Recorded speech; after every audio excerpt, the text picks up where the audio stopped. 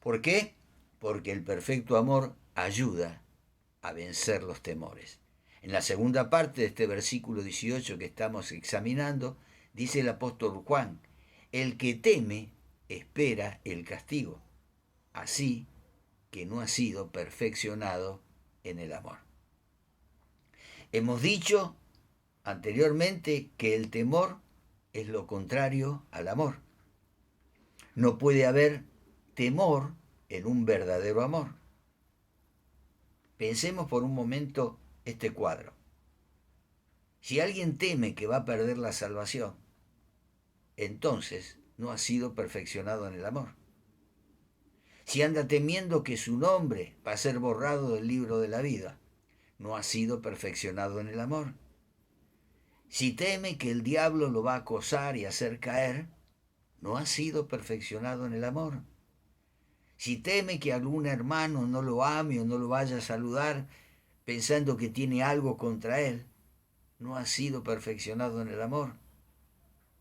Lo cierto es que estamos rodeados de una variedad de temores que nos acosan, que ponen el corazón en aprieto y son los causantes de mucho estrés en nuestra vida espiritual.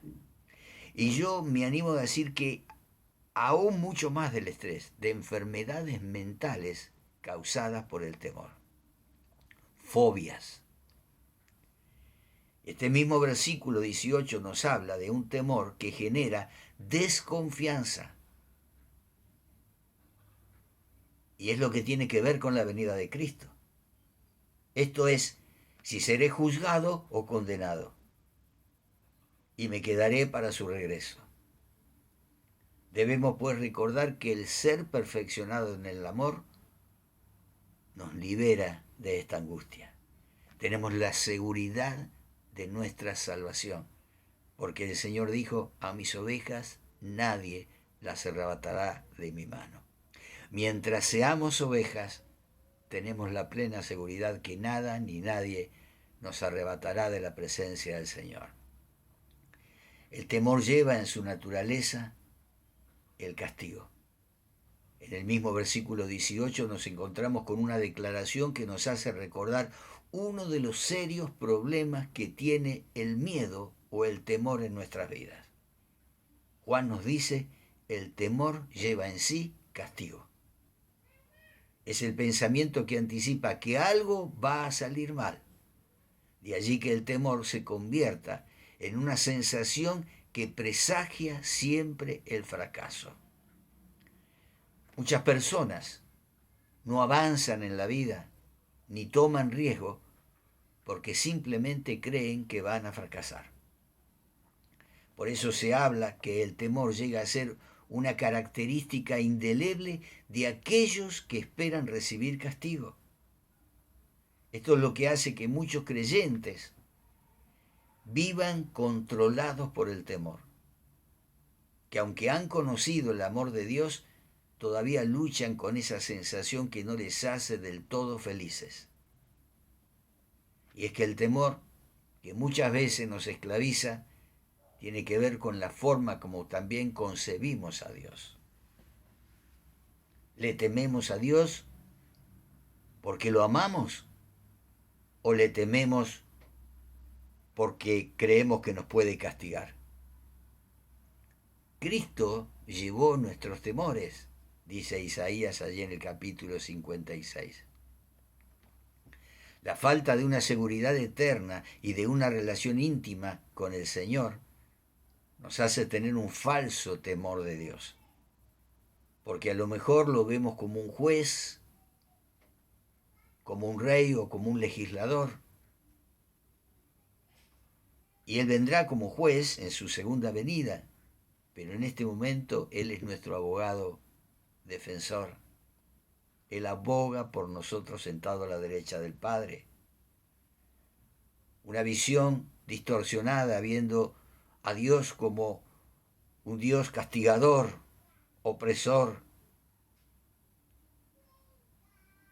nos lleva a tener desconfianza y a perder la seguridad de nuestra salvación.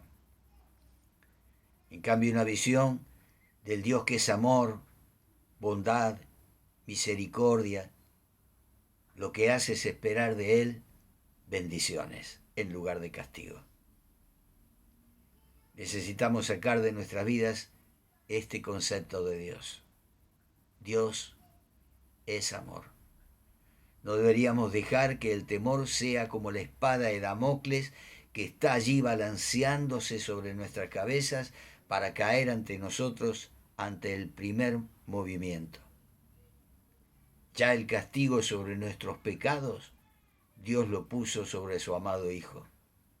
Y ahora vivimos en la libertad con la que Cristo nos hizo libres. Por lo tanto, no hagamos del miedo un compañero inseparable, sino hagamos de la presencia de Dios la que nos da el poder y dominio propio para vivir nuestro estilo de vida. Una cosa es el temor de Dios reverente y otra cosa es el temor de un Dios que puede llegar a castigarte cuando fracasás o cuando errás en alguna área de tu vida. El temor nos hace vivir en inseguridad de lo recibido. Por eso termina diciendo el versículo 18, el que teme espera el castigo. En todo este pasaje donde el apóstol hace una descripción del temor o el miedo, en lugar de un temor reverencial a Dios, es claro que había creyentes, como los hay hoy, que pasan por una crisis de inseguridad que puede estar relacionada con su fe, o tal vez ocasionada por alguna situación emocional producto de experiencias cotidianas que le roban la paz. Esta declaración nos muestra que hay un temor que es como una emoción de inseguridad. Y hay un temor que tiene que ver con la obediencia y la reverencia que le debemos a Dios. Al planteamiento de Juan, de modo que el que teme, le sigue una respuesta que amerita ser analizada en detalle.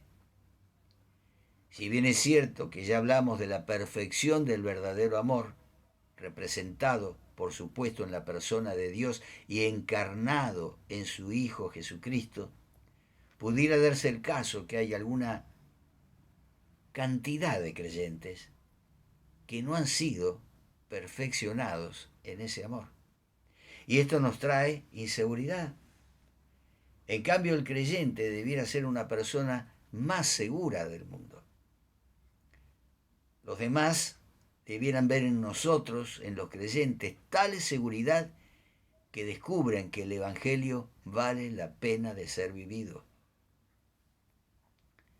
El pasaje nos dice también en esta primera carta de Juan, capítulo 4, versículo 4, ustedes, queridos hijos, son de Dios y han vencido a esos falsos profetas, porque el que está en ustedes es más poderoso que el que está en el mundo. Y esto es lo que nos da la seguridad. Un tema como este quedaría inconcluso si hablamos solo del temor humano y no tocamos la confianza que le debemos a Dios. Juan ha dicho en este texto que hay uno mayor en nosotros, poderoso guerrero, gigante guerrero, para todas las circunstancias que nos toquen enfrentar. Nos ha dicho que ese que está con nosotros es más poderoso que el que está en el mundo. Y sabemos que el que está en el mundo, el diablo y sus secuaces, sus demonios, son los causantes en grandes proporciones de nuestros temores e inseguridades. Pero el creyente tiene en su vida al único Dios, nuestro Salvador, que puede guardarnos para que no caigamos y establecernos sin tacha y con gran alegría ante su gloriosa presencia. Estoy leyendo Judas versículos 24 y 25, y agrega el versículo 25, a Él sea la gloria, la majestad, el dominio y la autoridad por medio de Jesucristo nuestro Señor, antes de todos los siglos, ahora y para siempre. Amén, amén. Él es poderoso, poderoso para guardar nuestros corazones y prepararnos para que cuando tengamos que estar en su presencia. Por eso, mis amados hermanos, hay temores que parecieran ser gigantes que se levantan siempre delante de nosotros y nos mantienen paralizados. Pero Juan nos habla en este día de la gran promesa con la que cuenta un hijo de Dios. Nadie puede ser mayor que el Padre, que el Hijo, que el Espíritu Santo. Y en cada uno de nosotros mora la Trinidad. Entonces, ¿a qué le tememos? Desde el Antiguo Testamento, por ejemplo en Jeremías 20:11, se escuchó, pero el Señor está conmigo como un guerrero poderoso. Pero el Señor está conmigo como un guerrero poderoso. Por todo esto, mis queridos hermanos, y para ir concluyendo, no pases tu vida en un continuo temor, ignorando a este guerrero poderoso que te acompaña todos los días. Quizá estás viviendo como aquellos dos que iban de regreso a la aldea de Emaús, vencidos pensando que todo había terminado con la muerte de Jesús, no habiendo creído en la resurrección y aún no viéndolo cuando caminaba junto con ellos. El Señor está contigo como un guerrero poderoso. Y quiero concluir recordándote que tanto en Mateo capítulo 14, 22, siguientes, como en Marcos 6 y Juan 6, se relata que un día Jesús necesitaba pasar un rato a solas debido a un incesante trabajo. Todos conocemos este pasaje. Así que se apartó a algún lugar para orar mientras sus discípulos hacían una travesía en el mar. Viéndose de repente envueltos en medio de una fuerte tempestad, lo que trajo un temor colectivo, aún a muchos de ellos que eran pescadores. Estando en esa condición y mientras luchaban para traer calma en el barco, Jesús vino a ellos caminando sobre la mar, lo que duplicó su temor en lugar de traer confianza. Así que ahora tenemos toda una escena de miedo en la gran tempestad y en alguien que viene caminando sobre el agua. Pero Pedro, el arriesgado Pedro, en lugar de pedirle a Jesús que calmara los vientos, le pide ir caminando hasta donde él estaba. Y Jesús, quien tiene el control de todas las circunstancias, le dice a Pedro, ven y camina. Y Pedro comenzó a caminar sobre el mar. Así que aquí tenemos al Señor que domina el universo parado sobre el mar sin hundirse y a un mortal como Pedro también caminando sobre las aguas. Pero como era de suponer, Pedro apartó su mirada de Jesús y comenzó a ver el mar embravecida y tuvo un gran temor. Y comenzó a hundirse. Por eso, mis amados hermanos, los temores tienen varios orígenes, como la tempestad o el mar agitado. Y ellos se acrecientan cuando dejamos de mirar al Señor. Recordemos, en el amor, o sea, en el Señor, no hay temor.